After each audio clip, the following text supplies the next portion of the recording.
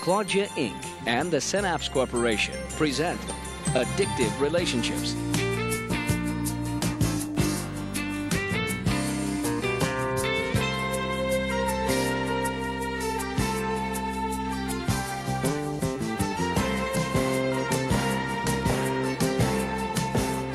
With Terry Gorski and Claudia Black. Terry Gorski, M.A., C.A.C., is the president of Synapse Corporation, the Center for Applied Sciences. He is an internationally recognized author, lecturer, and therapist. His exciting new approach to relationship building has skyrocketed to international popularity. His ability to wrap practical information around a core of humor and caring reflects a generous mix of professional insight and personal recovery. Claudia Black, MSW, Ph.D., is a world-famous lecturer, trainer, and author. Her best-selling book, It Will Never Happen to Me, has sold over 1 million copies. Claudia's films and books about children raised in alcoholic families are used in family treatment programs worldwide. Dr. Black brings to the screen the warm and insightful style that has endeared her to the many thousands that have heard her speak on the subjects of intimacy and relationships. This presentation is Addictive Relationships, the Players and Personalities. There was once a man walking in the woods on a cold day.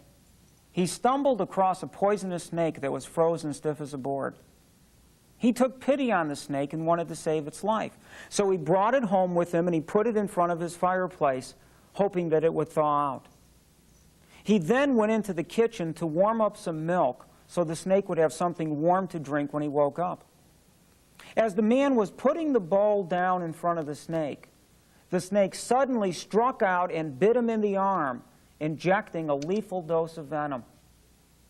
The dying man could feel the poison rushing up his arm to his heart, and in the last minutes of his life, he looked at the snake and he asked, "Snake, how could you do this to me? How could you kill me after all that I've done for you?" And as the man was dying, he heard the snake say, "Stop your whining. It's not my fault. You knew I was a poisonous snake when you picked me up. What did you expect me to do? Give you a kiss?" What does this have to do with relationships? How many of you have ever been bitten by that poisonous snake? How many of you have started a relationship even though you knew you were going to get hurt? How many of you have been in a destructive relationship and needed to get out but couldn't?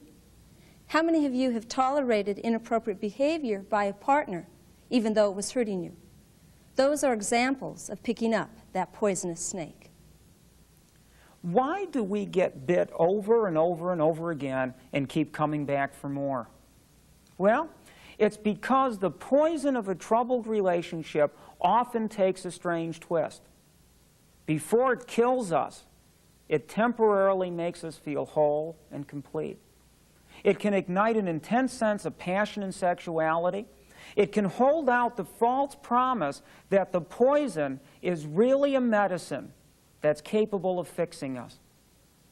The poison feels so good in the beginning that we ignore obvious problems and dangers.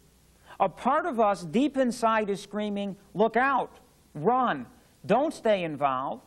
You've been here before and you know exactly what's going to happen." But we're hypnotized by the effects of the poison. We feel compelled to stay. We feel powerless to take action. In this presentation, Claudia and I are going to help you to understand the nature of compulsive relationships. We're going to teach you how to recognize the warning signs so you can avoid getting bit. We're also going to help you understand what's going on inside of you. What's going on inside of you that creates the compulsive need to pick up the snake? Many of us keep picking up the snake because that's what we learned to do as children. We came from dysfunctional families where chaotic and painful relationships were the norm. We have difficulty with intimacy as adults because we were not taught how to be intimate as children. Many people say that adult children from dysfunctional families have difficulty getting into relationships. I don't think that's their problem. I don't think that adult children have difficulty getting in. I think they get in real easily. I think it's what happens after they get in that tends to be problematic for them. And that's often determined by what they learned about intimacy as children. For Lou, intimacy meant sex. Why? Because the only time his mother and father weren't fighting was when they were making love. Vicki told me that she thought intimacy meant being nice. So I asked her what being nice meant, and she said, that's when you're not hitting, you're not fighting, and you're not arguing. That's what being nice is. One woman told me that she thought intimacy meant cleaning the house. That's how you show someone you love them, isn't it? By cleaning up the house after them. Others saw intimacy as loss of control, and for them, losing control was extremely frightening. Brenda told me that she thought intimacy meant sharing, when you really open up to another person. And then she said, but how can you do that when it's not okay to talk honestly, when you don't know what it is that you feel? These are all examples of misperceptions in what intimacy is. And these misperceptions set us up to have dysfunctional relationships. They set us up to keep picking up the snake again and again and again. The first step in learning how to stop picking up the snake is to learn what healthy intimacy is all about. Healthy intimacy means being close. It's the sharing, the true sharing of yourself with another person. Intimacy is being able to be close without the fear of being rejected. It's the ability to give without being exploited. It's the ability to listen because you know that you're going to be listened to. It's the ability to trust because you know that your partner would never deliberately hurt you. Intimacy is being able to trust in yourself while in a relationship and being able to trust in another. Healthy intimacy is a close relationship with another person that reflects affection and love. When I'm intimate, I get to know my partner on a deep level. We share things in common, but we're also different in very interesting and very fascinating ways. We can communicate with each other, we care about each other, and we become committed to each other's well-being. Think about the models that you had for intimate relationships. Can you see where you learned your intimacy problem? Like it or not, we are our parents' children, and we often recreate their problems in our lives. Many people from dysfunctional families tend to create compulsive relationships. Compulsive relationships are a lot like chemical addictions. Like alcohol and drugs, compulsive relationships have the power to change how we think, how we feel, and how we act. We can use these relationships to change our mood. If we feel bad, just thinking about the relationship can be enough to make us oftentimes feel better. If we have an intense problem, intense involvement with our partner will often take that problem away, at least temporarily. If we want to feel different, all we have to do is spend time with our partner and our mood magically changes. Compulsive relationships can be described by a number of words: addictive, obsessive, driven. They're addictive because we feel like we can't function without them. They're obsessive because the relationship becomes a central focus in our lives. It seems like we can't think about anything else. The relationship somehow allows us to block out all of our other thoughts. It's driven because we feel compelled to be involved. We feel a strange force kind of drawing us into the relationship and keeping us there, even though a part of us wants to get out. Joyce has been divorced for 4 years. She herself is the first to tell you that she's never been able to get her life together. She's always worked at low-paying jobs and managed to hate every job that she's ever had. She has no close women friends, and in fact, Joyce really has no friends at all. She's constantly depressed. Instead of taking time out of her life to take a look at her issues, Joyce spends most of her time thinking about men and relationships. She spends a lot of time thinking about how wonderful her life would have been had she been able to stay with her alcoholic husband who's chosen to divorce her. She's shattered in her loneliness, absolutely shattered in her loneliness, and as I said, is obsessed with finding that right person for her in her life. When she gets into a relationship, she becomes obsessed with it, and what happens is that compulsive relationship becomes a powerful distraction for her, so she doesn't have to take a look at her real life issues. One day, Joyce met a man named Steve. Steve was unhappy. It seemed like there was something inside of him constantly driving him and pushing him all of the time. He called this something free-floating compulsion. Have any of you ever felt that? He felt the need to do something, anything, to take that crazy feeling away. He was a member of a 12-step group for his cocaine dependency, but he didn't want to go to meetings and talk about this compulsion. They'd force him to think about it practically. The only thing he could find that took away this free-floating compulsion was, you guessed it, Joyce. Joyce filled him up. Joyce made him feel complete. The passion and the intensity of their relationship blotted out all of his other feelings. One time, Steve described it to me like this.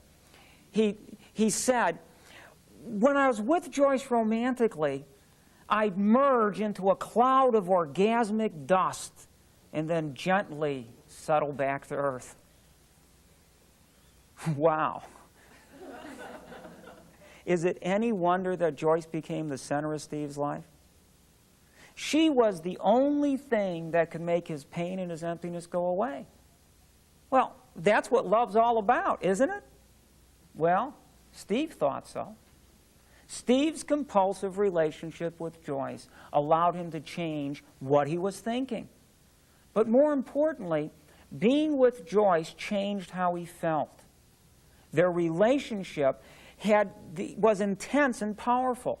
It had an emotional charge that made Steve feel high. Now, this state of mind is called infatuation. In fact, I'd like to take a moment to define infatuation for you. Okay, ready? Infatuation is a state of temporary insanity. Okay? It's a state of temporary insanity marked by intense euphoria and the inability to see our partner realistically. When we're infatuated, we feel a sense of being high. But when we're infatuated, we also have blinders on. Experiencing the intense emotions of passion and sexuality are the primary goals in a compulsive relationship. Although we have a tendency to think that we are in love with our partner, we're usually in love with how we feel when we're with our partner. Our respect and our love for our partner is not centered on them as a person. Our respect and our love for a partner is centered on how we feel when we are with them. Compulsive relationships are intensity without substance. The relationship is used as an excuse to avoid the responsibility of thinking clearly about yourself and another person. It's an excuse to be able to act irresponsibly. The relationship will allow both partners to temporarily feel better without having to do anything any differently. Steve and Joyce had a compulsive relationship. They had intense experiences together, but they had little in common except for the intensity of feeling that they experienced when they were with each other. And in their intensity, they focused on their pleasure and were able to forget everything else. There are two players that form a compulsive relationship. The first player is counterdependent, and the second player is codependent. The counterdependent is outwardly secure and appears to be very independent. But secretly, deep inside of themselves, counterdependents hide their insecurity and their fear. They often hide it from themselves so well that they're not even aware they have it. The codependent is outwardly insecure and dependent on others. They often seek to lose themselves and other partners. Underneath, however, codependents have an inner core of strength and capability, but they're often afraid of that strength. They have been taught that it's dangerous to show that strength, and they attempt to hide it. They do such a good job of hiding it that they actually come to believe that they are weak and helpless. Since counterdependence and codependence represent polar opposites, they often complement each other. Counterdependents can see a sense of vulnerability in the codependent that they can't allow themselves to experience. Codependents, on the other hand, see the strengths in the counterdependent that they themselves are not allowed to experience. Now, as a result, there's a mysterious sense of attraction that often draws these people together in spite of apparently glaring differences. This is a conflicted attraction, however. Both counterdependents and codependents are in conflict deep inside of themselves. They're both at war within themselves. But the object of their battles are different. The counterdependent battles to stay strong. They battle to directly control others. And to do this, they have to learn how to push down and turn off any feelings of weakness or insecurity that they have. The codependent's battle is with having to present themselves as weak and helpless when they have an inner core of strength and competence. They present themselves as outwardly insecure. They want to lose themselves in somebody else. They're scared of being abandoned. They need approval, and have found the best way to get approval is by taking care of other people. The stronger the person who approves of them, the better. Many people use the term codependent to describe a partner of an addicted person. We're not using the term that way in this presentation. A codependent may or may not be addicted. An alcoholic or an addict may be either codependent or counterdependent. We also need to clarify another stereotype, and that is, when we use the word counterdependent, we have a tendency oftentimes to think of men. Why? Probably because the strong macho characteristics of males in our society are also similar to that of how we describe a counterdependent. But I want to assure you, and I guess I am here particularly to make sure I assure you that not only are men counterdependent, but women can be counterdependent as well. In the same way, we often assume that all codependents are women because the traits of weakness and caretaking are often culturally associated with women. Obviously not true. Many men can be codependent as well. In the rest of this presentation, Claudia and I are going to share with you a description of how counterdependence and codependence get psychologically hooked into each other. There are 4 sets of interlocking traits that actually lock the counterdependent and the codependent together. And we're going to describe these traits in detail. Counterdependents are grandiose, independent, self-centered, and intrusive. Codependents, on the other hand, are insecure, dependent, other-centered, and receptive. The grandiosity of the counterdependent gets hooked by the insecurity presented by the codependent. Now that's the first lock. Grandiosity locking in to insecurity. Codependents appear to be extremely dependent, and the independence of counterdependence gets hooked by this codependent sense of dependency. So here's the second lock. Independence locking on to dependence. The counterdependent is extremely self-centered, but that doesn't bother the codependent who takes pride in being other-centered. And there's the third lock. Self-centeredness locking in to other-centeredness. The codependent often lacks personal boundaries. As a result, they're very receptive. They don't mind other people invading their space. As a matter of fact, they often unconsciously invite it. Now, this tendency is very enticing for the counterdependent, who is intrusive. Counterdependents invade other people's boundaries without thinking about it. They love being involved with people who think that it's normal to be invaded and don't complain about it. So here's the fourth and the final lock. intrusiveness locking onto receptiveness. In order to examine these interlocking traits, Terry's going to assume the role of the counter-dependent. That's if it's okay with Terry. I'm going to assume the role of being the codependent. I mean, if you want me to, because, you know, I don't have to make that decision. Oh, all right, Claudia. Let's start out with the characteristic of grandiosity, all right? As a counter-dependent, the first thing you need to understand about me is that I'm grandiose. I have an exaggerated sense of my own strength and power. I live in a delusional world filled with fantasies of power and control and dominance. But enough about me. Claudia, why don't you tell them about your problems with insecurity? Well, I'm really glad that you went first, because as a codependent, I really am insecure. I can only feel okay about who I am when I have somebody else to respond to. My identity is based in being able to react to somebody else. When I focus on myself, I get real scared. You see, I'm really not very important. Terry is the most important person in the world. He is so special and so unique. You know, and I'm just me, just not real important. You know, I don't think that I'm capable of commanding anybody's attention. I don't think that I have anything to say that anybody else is going to listen to. Besides that, if I say something, it'll probably be wrong anyway. You know, I don't trust myself.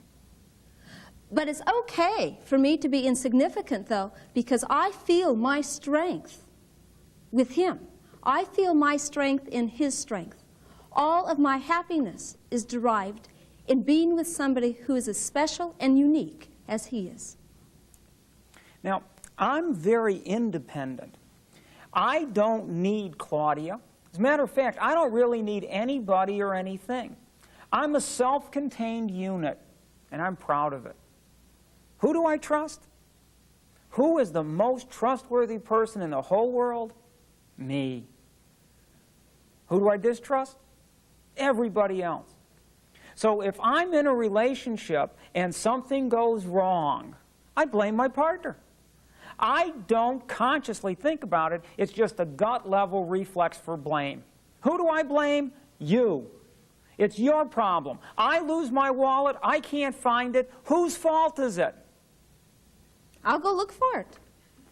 Where did you put it, Claudia? I couldn't have lost it. You must have done something with it.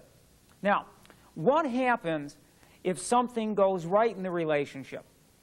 Suppose Claudia works really hard in getting the house ready for a party. And who gets the credit? Well, I do. Me. Why? Because I expected her to do it. And since I expected her to make it look good, she should make it look good. That's her job. But Terry, I don't want any credit. I really don't want any credit. This is your house, and if it pleases you, then it pleases me. If he's happy, then I'm happy. I don't need any credit. If something goes wrong, it's probably my fault. I probably made the mistake. You see, I really am very dependent. I need you, and that's okay with me, because that's just the way it is. Now, can you see how powerfully the independence locks into the dependence? Okay? They just lock into each other. As a counter-dependent, I'm very independent. I over-identify with my strength. I notice my strengths, I exaggerate them, and then I build my self-identity around being strong. On the other hand, I deny my weaknesses. I believe that if I ever get in touch with any personal weakness, I'm going to die. It's just that simple. If you want to throw me into a panic, simply confront me with the fact that I'm a fallible human being with weaknesses. When you do that, I feel as if I'm going nuts. I just feel like curling up into a little ball. In short, I feel like I'm going to die. As a codependent, I'm extremely dependent. I over-identify with my weaknesses. Heaven help the thought that I should have some strengths. Do you know what my fear is about what would happen between he and I should I begin to recognize my strengths? Well, you'd better not, Claudia. If I begin to recognize my strengths in this relationship, my fear is that the relationship will end. You know, in case you didn't notice, a counter-dependent like Terry, They're not particularly attracted to strong, independent partners, but they'd be a pushover for a codependent. If I recognize my strengths, I'm afraid that he's going to leave me. If I recognize my strengths, I'm afraid that I'm going to be left all alone. And I would rather stay with what I've got. At least I know the rules, and I'll be able to survive with that. It's safe. If I get in touch with my strengths, it's like being in foreign territory, and I don't know how to handle that. Now, as a counter-dependent, I need to have a partner that mirrors back to me just how strong I am, that mirrors back to me how confident I am, that mirrors back to me how wonderful I am. Now, I need a partner who's going to pick up after me so that I never have to pick up after myself, so I never have to pay the price of my weakness. I need someone to do that for me in order to survive. As a codependent, my identity is based in his ability to feel good about who he is. I feel special in this relationship. Why? Because I can see beyond Terry's grandiosity. Yeah, I can see why he has that need for extreme independence. I can see his vulnerability when nobody else is able to see it. And that's what makes me feel special. I am able to attend to that which he's so frightened of. I can attend to all those things that he's frightened to talk about. The magnet for me is that I can see into his vulnerability. Do you know the major fear of a counter-dependent? What's the thing they're most afraid of? It's getting trapped and engulfed by their partner. Do you know the major fear of the codependent? It's being abandoned. If you want an intense relationship, imagine putting somebody who is fearful of being abandoned with somebody who's fearful of being trapped. As you can see, the traits independence and dependence locking together now. Now, let's take a look at two other interlocking traits. Self-centeredness on the one hand and other-centeredness on the other hand. Counterdependents are self-centered. And what's even more frightening is we believe it's a virtue. The world stops at the end of our noses. We're insensitive. We not only don't know what other people are thinking and feeling and experiencing, we genuinely don't care. As a codependent, I am other-centered. I spend most of my time preoccupied with what it is Terry's thinking, what he's doing, and what he's feeling. I get preoccupied with his needs. I don't believe that I deserve to have my needs met. Why? Because I don't believe that my needs are very important. I don't believe that I deserve anything. And because of this, I am willing to respond to all of his needs. I am willing to caretake. I'm what they call the perfect helper. My job is to attend to whatever it is he wants without recognizing the fact that he's being exploitive. When he says that he wants something right now, it does not dawn on me that I don't have to attend to it. You know, it's really kind of interesting.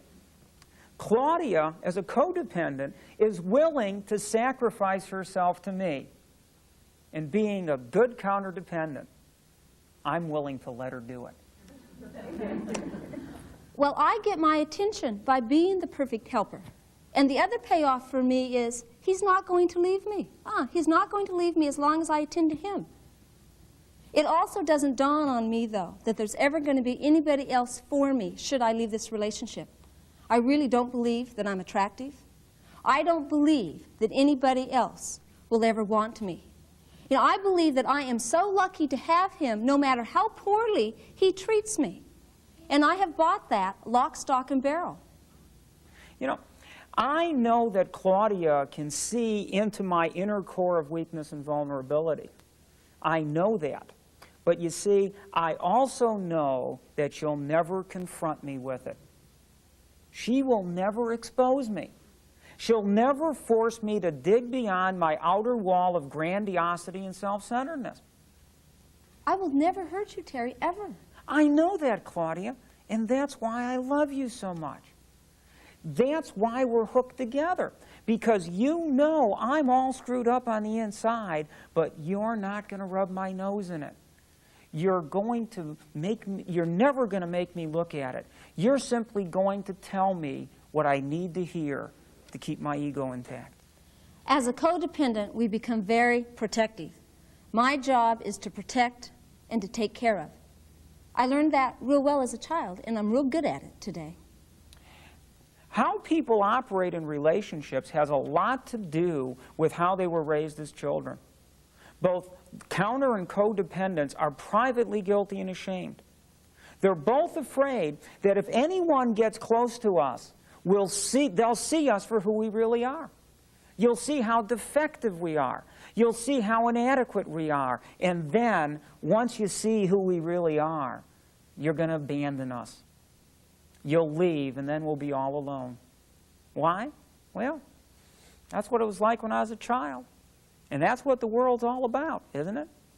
See how the self-centeredness of the counter-dependent locks into the other-centeredness of the codependent. It's important to recognize that... You see, I learned how to be intrusive. I really did. I want what I want when I want it.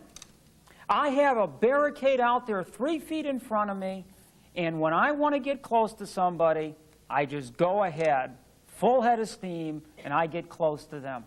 And I do it whether they want me to or not. Now, why am I so intrusive? Well, because I learned it as a kid. And what I learned is that when I let myself get close to people, I get torn apart. So I'm incredibly well defended. Nobody but nobody gets next to me. I can turn things around. I can manipulate. I can make people feel guilty. I can induce shame. I can intimidate, frighten, confuse, and bewilder. As you can see, I'm a master at psychological judo. But remember, underneath that, I hurt deep inside. And sometimes the pain gets so terrible that I can't stand it. And remember, I can't let anybody else see that pain, or they're going to clobber me. So what do I do with it? I channel the pain into aggression, and then I use the aggression as a defensive shield. You know, I then take the shield and I shove it into somebody else's face, and I say, Claudia, I dare you. I just dare you to love me. Terry, I love you, and you're not going to scare me away. As the codependent, I'm receptive. I don't mind his intrusiveness. I have been dealing with intrusive people all of my life, and I'm really good at it. As a matter of fact, I like his intrusiveness because it tells me that he's strong, and I need somebody strong to take care of me. Your anger scares me, but that's okay, because I can sense his anger now, long before it shows, and then I get out of the way. That's how I learned to survive. I learned it as a child. You know, my mom told me that if a lion attacks, it's best just to lie down and play dead. The lion will come up and smell you. But if he isn't too hungry, he won't hurt you. So when you get angry and scare me, I get passive. I don't try and fight back or confront you because I know I'd lose. Getting angry is only going to make it worse.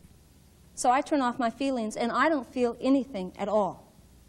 But see, all of that doesn't matter because deep down, I know that you really love me and that you care about me.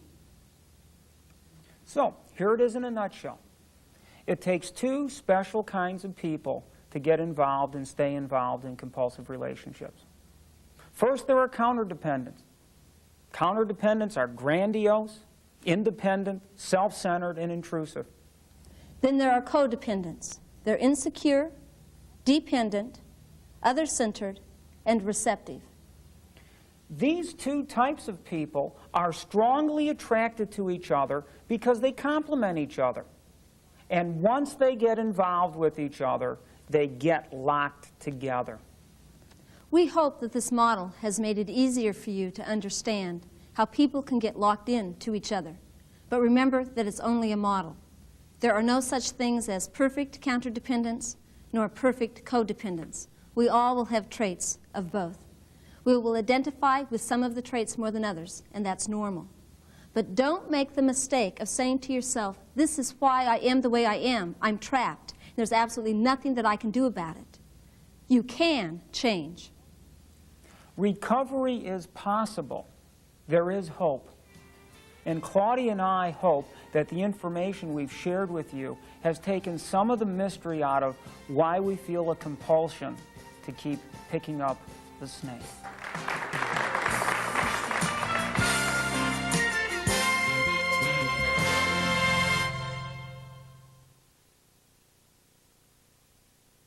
Morning. They're so hard to get started. Once you get them started, you want to keep them coming. Yeah. It happened like Christmas. That's the last time I can remember, really. When you think about it, talk about it, because I spent a lot of time. Maybe I have. I just hate it when it comes up. This is kind of a tough one today. We're going to talk about unresolved anger. And there's a lot of sparks that start to fly. We get people back to look at all of the hurt and the rage and the injustice that they've been victimized by in the past. But of course, it's this hurt and this anger that becomes an enormous obstacle to sobriety, that creates the delusion and denial, and then if it's not dealt with, creates relapse later on. Yep, it's hard. People tend to cry. They get in touch with some difficult things. But you know what I found in 20 years of doing this work? Here's where the freedom comes. Here's where the happiness comes. Here's where the release from so much of that bondage that creates the want to drink in the first place happens. So it's hard, and the only thing greater than the pain of doing this is the reward that you feel from the breakthroughs into the freedom. This is an important one today. Hello, how you all doing today? Did you have a good night's sleep, I hope? Today we're going to do some of the hardest work probably that you're ever going to have to do here in treatment. The scariest, hardest, most painful topic perhaps that you're going to have to deal with here and once you get into real recovery, which happens when you get out of here and you get on the street. And what I'm talking about is dealing with unresolved anger.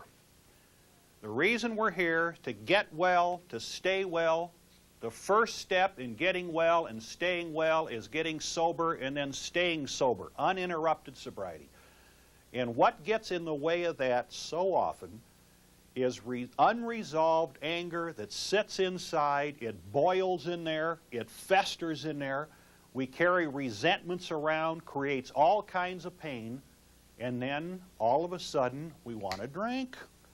We want to quiet that hurt, quiet that pain, and get out and get some way to get rid of this hurt. Now, there's a difference between intellectually understanding where some of the pain and some of the hurt comes from. There's a difference between that and emotional healing. Anger is always around hurt, and we don't like to face hurt. I don't want to have to go back and live through that stuff. I don't want to have to reach back with my heart and touch that again. God, it hurt so much back then. Why would I ever want to do it now? You know, thinking about this, I don't know if any of you, before you got in here, saw the old movie serial Kung Fu. And it was about this young man that was taken to this temple and he was put through years and years of practice.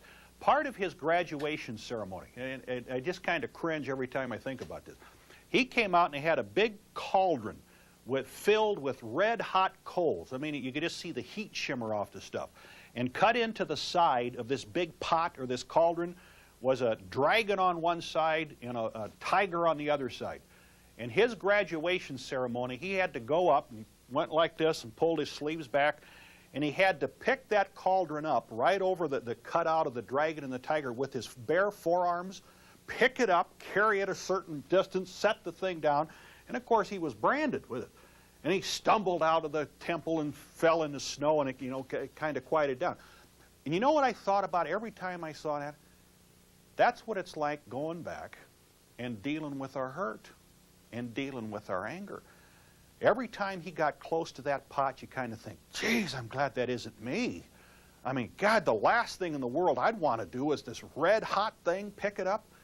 But see, if we don't get back and touch that hurt and that pain with our hearts and feel it and in a certain sense relive it and actually deal with it, then that hurt, even if it's 10 years old, 20 years old, it stays right down in here, pulling the strings, setting the buttons, dictating our life.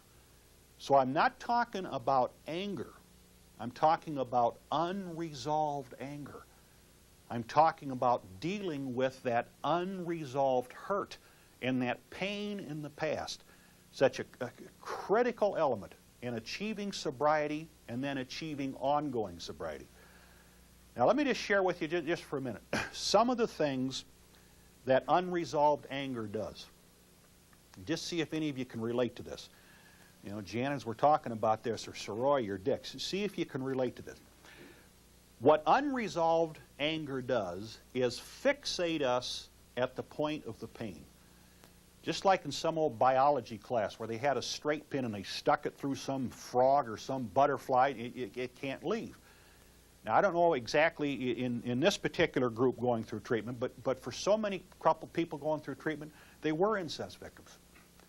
They were terribly abused as kids. They were emotionally hurt. And it hurt so bad, and to think 30 years later and I'm still there. But that's what unresolved anger does. It fixates us at the point of pain. That time never ends. Well, if chemicals medicate pain, and that same horrible abuse and that same horrible pain is still going on, of course, enough of that pain, we're back to the pain reliever. It fixates us at the point of pain. If we don't pick that up and learn to accept and learn to forgive, we can never leave. We're still back in that room where the beatings took place, where the incest took place, where we were put down and hollered at and screamed at. We haven't left. Another thing that unresolved anger does is it isolates. Unresolved anger and intimacy cannot coexist. To the degree we sit on top of this little bubbling lake of this hurt and frustration and anger and rage, we will never have ongoing loving relationships. It isolates us. Now, we start talking in group here in a little bit. How often has it happened we got in some relationships almost, wanting the love, wanting to connect, and at some point we kind of say, I don't know how, anger came out almost like lightning, and we acted out and we screamed at somebody, we hollered at somebody, you get nervous again. Why? See, we bury that stuff, and if you bury it alive, it isn't dead. It's still alive. It's bubbling in there, and that old anger starts to come to the surface, stretches out, and it hurts. It causes all kinds of pain. Another thing that unresolved anger does, we obsess about it. And when we obsess about the hurt and about the pain, then we can't think straight. It consumes us. We start making wonderful plans, by God, of how we're going to get even. And instead of thinking about recovery and thinking about our daily reading and thinking about our conscious contact with God, we're sitting off in a corner, I think I'm like to get a funnel, put it down this sucker's throat, and pour hot oil down there. And we're thinking about getting even. And you don't think straight. And if we don't think straight, again, it leads to relapse. That's why we do our whole talk on relapse in here. It keeps getting the pain going, and the pain leads to falling backwards. So that unresolved anger, it just stinks. Not that there might not be reasons to be angry, but to sit on it and to have it year after year, that frustration and that hurt and that discouragement and all of the faces that unresolved anger wears. And it's because we're hurting. Hurt people hurt people. And some of that hurt, again, is 40 years old. Now, when we talk about anger, I'd like you to think of a triangle. And a definition of this anger, or this anger that we're going to use is, and think about this, anger is the emotional response to perceived injustice. Anger is always a justice issue. Anytime we perceive we have been cheated, we haven't been treated fairly, we haven't been dealt honestly with, anytime we feel we didn't get what we need when we had a right to it, the response is anger. Whether you call that anger hurt, whether you call it frustration, whether it comes out in switched addictions, in obsessive eating, whatever it may be, it's anger. And that anger, again, is about, there's cheating going on here. I didn't get what I needed. Now, this triangle, and what we're going to talk about again when we get in group, the way that anger and this unresolved anger works is, top of the triangle is injustice. So where is the situation, the ongoing habit that we feel isn't fair? Where does the injustice come from? And we'll talk about that in a minute. From the injustice, if we don't touch it with our heart as well as our head, and do our spirituality around it, which again, that's why we have a lecture on spirituality and ask God to forgive that. Again, we're stuck there forever. But where it goes from then is punishment. We always go from anger, if it's not resolved, to punish. And you know who we punish most? We punish us. You're going to hear 1,000 times here in treatment and when you get out, an alcoholic cannot stand too much success. The worst thing that can happen to an alcoholic is prosperity or success. Why? Because when things get too good, and if we're sitting on top of that unresolved anger, see, we got to punish. We don't deserve the good stuff. And how old is that? I mean, how long are we going to carry around the hurt and the injustice that may have happened 30 or 40 years ago? How many relationships are we going to really damage or wreck because of unresolved stuff in the past? And the tendency, again, is so great to say, oh, I understand that. I understand that I was never loved. But have you touched it with your heart? Have you done the deal with the pot? See, that's the only place that that emotional healing is going to come from. Now, the third corner, after we do the punishment, if it's not resolved, then we justify. And God, we can justify the most inappropriate behavior. Who wouldn't have hit her in the face? She called me a name. I had a right to run the sucker over with a car. He pissed me off, so I ran over him with the car. And we justify it. We have a right to do this, the craziest stuff in the world. Well, you know, we aren't in treatment because we're all so sane. And at the time we're doing that crazy stuff, it seems right. But again, that's why it's so nuts. Now, top of the triangle. So let's go around this triangle just for a minute. So we're going to relate, and then we're going to do a little sharing on it. Where does the injustice come from?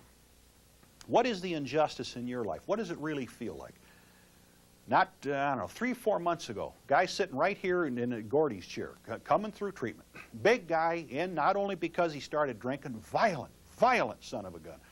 And one of the reasons he got dumped into treatment, drunk driving, he rammed a bus.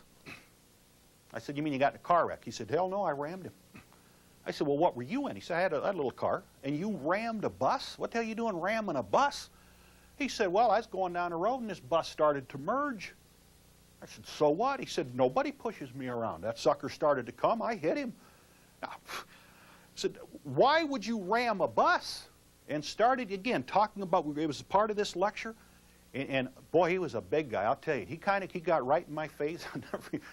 He said, I'll tell you what, talk about anger and injustice. I grew up in New York in a tenement. And I remember that day just like that. He said, I was hiding under this table, watching my dad, drunk, smashing my mother's head against the wall. And he said, by God, I made a commitment right then that when I got big enough, nobody was ever going to push me around again. Here it is 40 years later, and he's ramming buses. I asked him, I said, John, you think you're angry? He said, no. I said, hell, that was 40 years ago. I forgot about that. If you stuff it inside and you don't emotionally deal with that, it's still driving your life. Before him, there was a gal well, maybe she's in the same group, but she said, you know, every time I get really lonely and hurt, my nose hurts. I said, Jesus, Sue, how does it happen that your nose hurts? And she said, all I ever wanted as a kid, all I ever wanted was to be loved. And the one I really wanted to be loved by was my dad. And he was always drinking, always drunk, hardly ever home. And she said, so often, and I figured this out about my nose, that I would be at the window waiting for him to come home so hard my nose was pressed against that window. Waiting for him to come home and give me a hug. Waiting for him to come home and say, oh, Susie, geez, you're my little girl, a princess, I really... Never happened. Never happened. 35 years later, her nose still hurts when she gets lonely. Besides being an alcoholic, drinking, obviously going through treatment, I don't know how many abusive relationships she gets into. She wouldn't know what to do with the relationship with the man that treated her right, and the man couldn't do it. She's still back there with her nose against the window waiting for some man to treat her right, and it never happened. Where is the injustice in your life? Remember doing a fifth step with a lovely, neat gal, and she says, you know, when I get stressed out, my neck hurts. I said, well, how does that happen? She said, when I was a little kid, again, my dad was drunk, threw me down the stairs, and his mother came up, who was living with us, stood on my neck. Wouldn't let me get up. Made me lay there until I apologized for making him angry. And here it is, 30 years later. And when she gets in a bind, when she gets stressed out, she's still there. Neck still hurts. Said, how are you with your dad? Said, well, he's dead. He's out of the picture. Hell, he ain't out of the picture. He's still throwing her down the steps every day. That's what that unresolved anger does. The injustice then translates into punishment. How do you punish yourself? How do you punish other people? When things start to get too good, you know, when you start feeling happy, or when you start getting stressful, what do? Do you punish yourself? Do you find some way to go out and get fired? Some way to wreck a relationship? Some way to damage your health? Go out and eat something that you're going to get sick? See, we punish. Or we punish other people. Get snotty. Get cynical. Find fault. Find some way to get even. But see, why? And part of that, again, it's that injustice. Where is the injustice in your life? Have you touched it with your heart as well as you had with your head? And then that third corner again is that justification. Do we justify it? We find some way to say, well, that ain't me. That isn't me, it's them. Or we find some way to say, well, I don't think I'm angry. I mean, I have a responsible job. Yeah, I wound up in treatment, but that was more bad luck than anything else. But we start to justify it. See, and that system is going on all the time. The injustice to the punishment to the justification reinforces the anger, and that vicious cycle just keeps going on and on and on. Now, the first step in dealing with that, one of the very first steps in releasing some of that hurt and that anger and that rage is to identify that it's there. It's to touch it with our heart as well as with our head.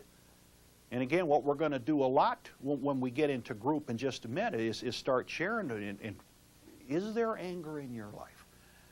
Is there a lot of buried stuff, buried hurt, buried injustice that maybe you think isn't there anymore because I don't live home. They sold the farm. It ain't there. Everybody's dead.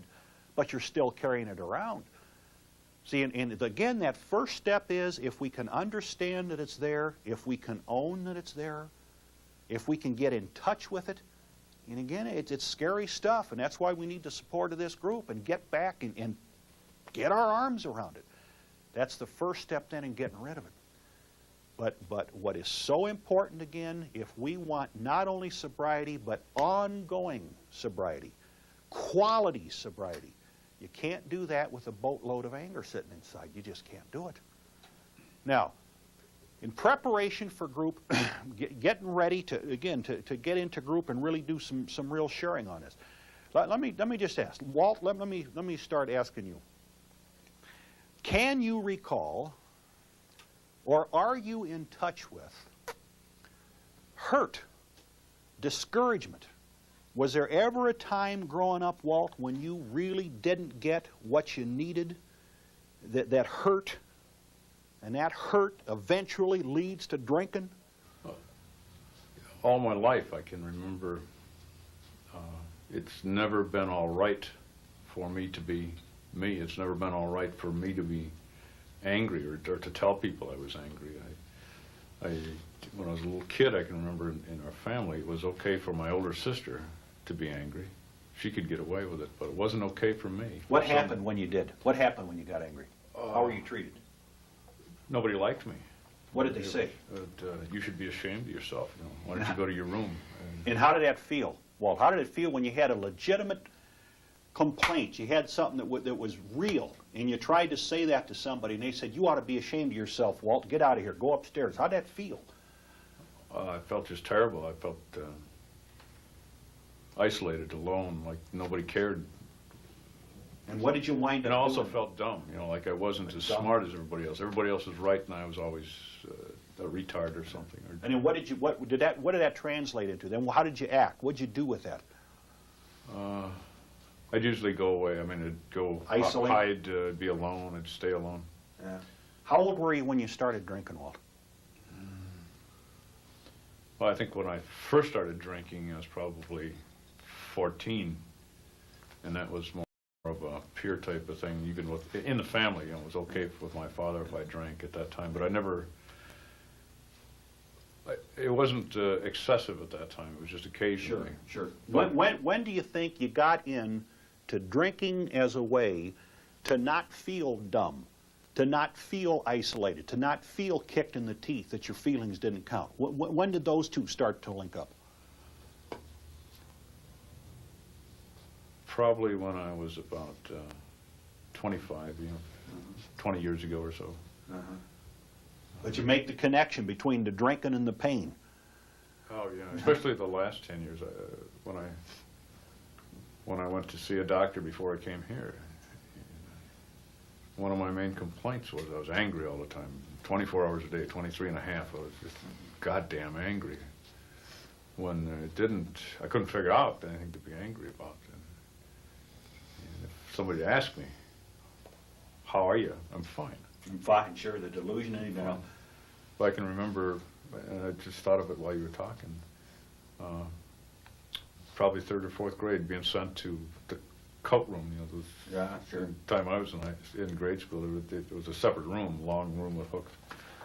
And I can remember being sent there, and I felt it was so unfair that I was there at that time. But I can remember writing, I had a piece of paper and a pencil with me, I was just writing cuss words about that teacher, and I wrote them down and spent my whole time in there. But then it wouldn't have been okay for anybody to find out that I was that angry, that I wrote those bad words, so I had to hide that. So not only were you angry, you weren't allowed to be angry, so then you had to hide that. And it's just been recently that I'm able to admit that I'm angry. Yeah, look at the pressure in that.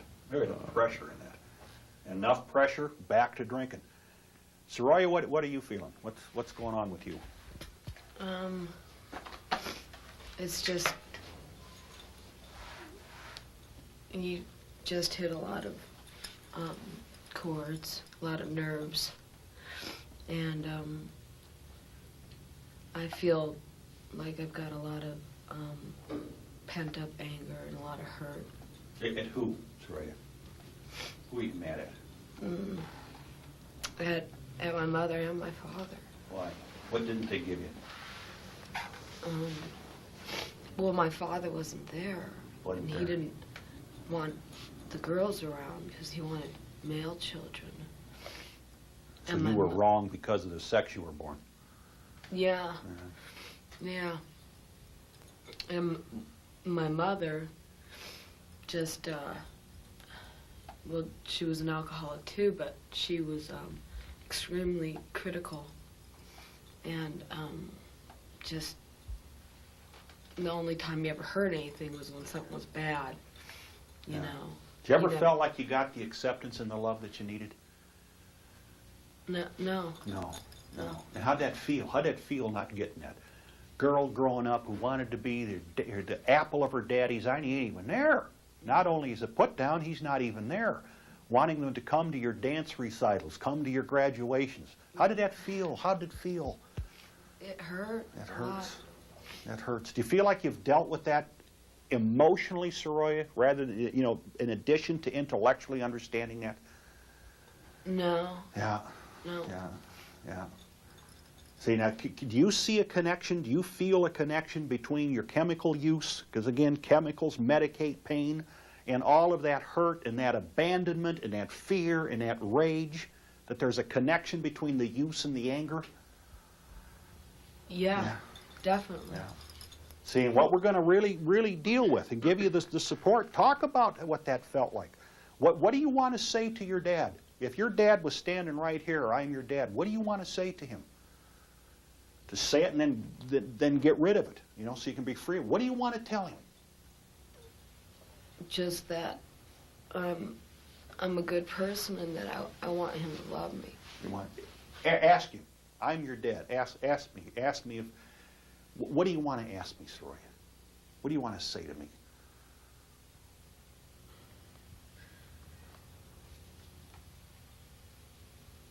Go ahead. It's safe here. What do you want to tell me?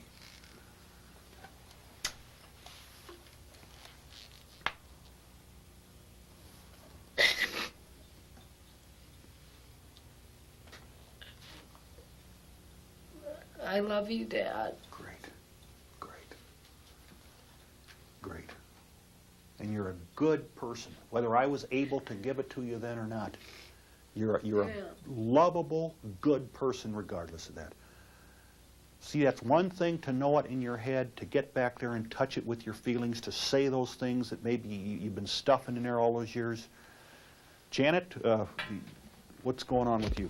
When I was 13, you know, these kids used to come to me and say, I'm related to you. And I went to my mom and I asked her, and she said, don't pay him any mind. And she was living with someone at the time, and I thought this man was my father. And I went to a parade downtown, and this man came up to me, and he said, Janet. And I looked at my brother, and I said, who is this? My brother said, ask him. And when I asked him, who was it? He said, I'm your father. And for 13 years, I thought this one man was my dad, and he wasn't. Didn't know that. And as much as I love my mother, I'm angry for what she did to me. Yeah. And then, How long ago was that you found that out, Janet? when I was 13. 13. And it hurts, and it still hurts. Mm-hmm. Have you talked to your mom about that? My mom, when I went to her, she just said that it was the truth, and she took me down and talked to my stepfather, and I withdrew. Yeah. And then when you talked about how we take things out on ourselves or destroy ourselves, Punish yourself. I went into chemicals, and I became Yeah. bulimic, and it's like I hated myself. Yeah. I tried to hurt myself in every way that I could. Yeah. Janet, I want you to look at me and see yourself, okay? I'm you. Tell me, who is you, a truth about yourself. Tell me that even though you were 13 before you knew who your dad was, that you're still a wonderful, beautiful human being who deserves happiness, who doesn't have to punish herself through bulimia, through chemicals. Tell me that. Look at me and tell me that. Say, I'm a good person, regardless of what happened when I was 13. I'm a good person. You deserve to be loved. You deserve love to happen to you. People care about you. See, and we can get rid of that hurt. We can get rid of that anger. And that's what going back and getting a hold of that real stuff, touching it with our heart and not just our head. It's the only way emotional freedom is going to happen to us. Now, as we get into group and start sharing with this, here's some, I think, important, real questions about anger. Why is anger an important issue in recovery? Why is it so important to understand anger, and again, unresolved anger, especially that old stuff, Janet 13, Soraya 14. Walt, when he was way back as a kid, not allowed to be who he was, not allowed to feel. What is the relationship between that to getting sober? What is the delusion and denial we put around that hurt and not face it? And again, it stays in there and eats us alive from the inside. How does anger express itself in you? Janet just said part of the way anger expresses itself for her is chemical use and bulimia. Well, all kinds of different ways. When you really feel that anger, do you punish yourself? Do you punish other people? Like the guy that was in here a couple months ago taking his little car, running into buses. You know, how does your anger express itself? Depression, how does that work? Who are you angry at? No small question. It's so easy to say that we're angry at somebody else. I'm angry at my mother. I'm angry at my father. But are you also angry at yourself? Have you taken some of that shame and some of that guilt and turned it inside and got really mad at yourself? And then that punish and then justify, which deepens the anger? Who are you mad at? What's the injustice causing the anger in your life? How old is it? How old is it? See, and maybe it started 40 years ago, but maybe the situation's causing the anger. We're perpetuating it day in and day out. Some of it may be 40 years old, and some of it may be yesterday. And I'm still creating the situations that causing that anger. What's the first step in getting in touch with and dealing with that anger? And again, we can't deal with anything that we don't identify. We can't deal with anything that we don't own. And again, that's why this group support is so important. I think about that kung fu thing and that boiling pot, and who in the world wants to get a hold of it? But if we don't, it owns us. It owns us. It will dictate the quality of happiness in our life forever. Hurt people hurt people. And we need to stop hurting others, and we need to stop hurting ourselves. And dealing with that anger is a critical way of doing that. Hard stuff. All right. Would you all stand up? Let's all stand up. I mean, there's been some heavy, hurting, hard kind of stuff. Turn around. Let's look at each other, and let's tell each other it's safe to be here. Let's put your arms around each other. This is scary, hard stuff, and I want to thank you for your sharing so far and letting go of some of this pain. We need others in our life that's safe to share it with, and it's an enormous trust that everybody gives us when we share this kind of deep-seated hurt and this stuff, but that's the only way we get free of it. Okay, let's go next door and get in group, and let's let go of some demons here.